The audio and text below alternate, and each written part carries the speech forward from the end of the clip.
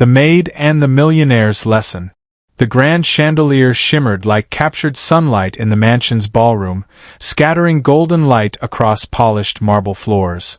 The air was perfumed with roses imported from Paris, their fragrance as heavy as the silence that followed each delicate step of the city's high society. Every guest sparkled in silk, jewels, and the kind of elegance that spoke not merely of wealth, but of privilege inherited and guarded for generations. At the center of it all stood Adrian Maroro, a millionaire known for his empire, his charm, and his flair for theatrics. He thrived on spectacle, on turning ordinary moments into performances designed to remind the world of his reach. That crisp afternoon, in front of an audience of aristocrats and socialites, he staged a show that silenced even the most jaded eyes. With a faint, knowing smile, Adrian raised his hand and revealed 4 gleaming black cards, unlimited credit cards that shimmered like obsidian mirrors under the chandelier's glow. One by one, he pressed them into the manicured hands of the 4 women standing before him, Isabel in scarlet, Marcia in black, Clarice in gold, and Selina in midnight blue. Their gowns glittered, their perfume clouded the air, and their eyes widened in disbelief as wealth without boundary was placed directly into their palms. Gasps rippled across the ballroom. Murmurs buzzed like bees in a hive. Some called it generosity, others whispered it was arrogance, but all agreed it was power, flaunted and absolute. What no one could have predicted was that the moment destined to define the evening would not come from Adrian, nor from the 4 glittering women, but from someone the crowd barely noticed, a quiet maid in the corner, still wearing her yellow cleaning gloves. A world of wealth and emptiness. Adrian Maroro had lived all his life believing everything had a price. Born into wealth, raised in privilege, he had built his empire not on need but on appetite. His days were a carousel of board meetings, private auctions, and elaborate dinners where the wealthy competed silently over who could appear most untouchable. Yet beneath his polished smile and flawless tuxedo lay a loneliness he would never admit. The 4 women before him that night were not companions but ornaments, chosen for beauty and elegance. Each of them believed their charm might win his elusive heart. Adrian's gesture, though, was not about affection, it was about control. He wanted to see who would shine brightest when weighed down by endless luxury. But not everyone in the room belonged to that world. Her name was Sophia Levine, the maid who had worked quietly in Adrian's mansion for nearly 2 years. She wore a simple gray uniform, her brown hair tied back neatly, her gaze lowered whenever guests appeared. To most, she was invisible, her presence blending with the polished floors and silver trays.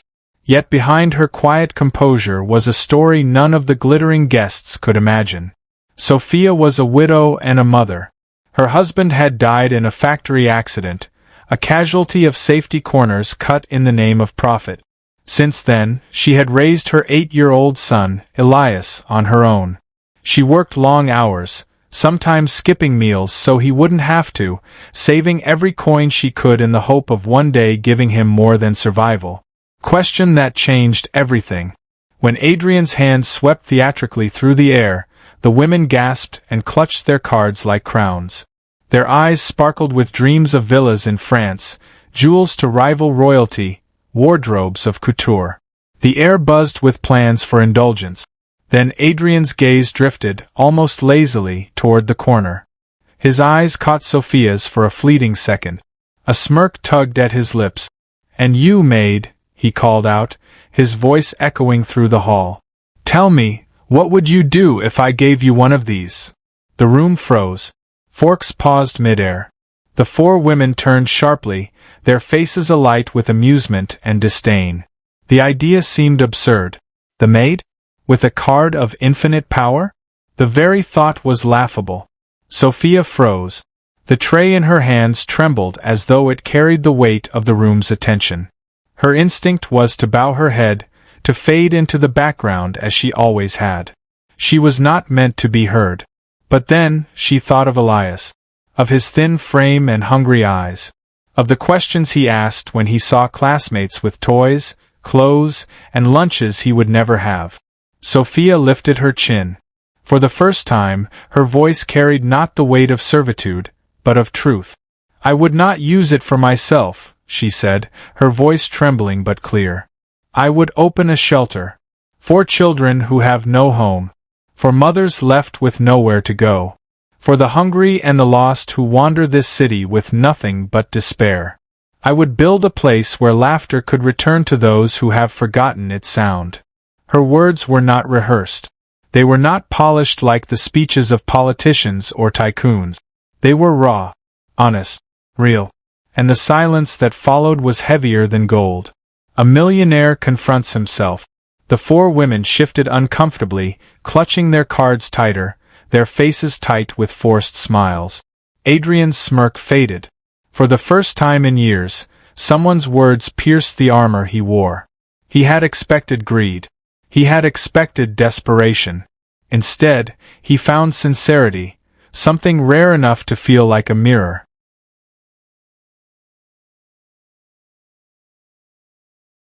The chandelier above seemed to glow brighter, as though even the light leaned in to listen. That night, the women laughed nervously, dismissing Sophia's words as naive. But Adrian did not laugh. He found himself haunted by her voice. He remembered his childhood. Vast estates, empty halls, affection measured in gifts instead of love. He realized he had spent his life giving only when it bought him control. Yet here was a maid, with nothing to her name, who dreamed not of escape, not of riches, but of lifting others. The seed of change. Days passed. The women flaunted their new cards, boasting of jewelry, travel, and endless luxuries. But Adrian found their laughter hollow. Instead, he sought out Sophia. He visited the narrow quarters where she stayed within the mansion. At first, she thought he mocked her. But when she saw sincerity in his questions, she cautiously shared more of her dream. She spoke of an abandoned warehouse she passed on her walk home, a place she imagined filled with beds, warm meals, a playground, shelves of books.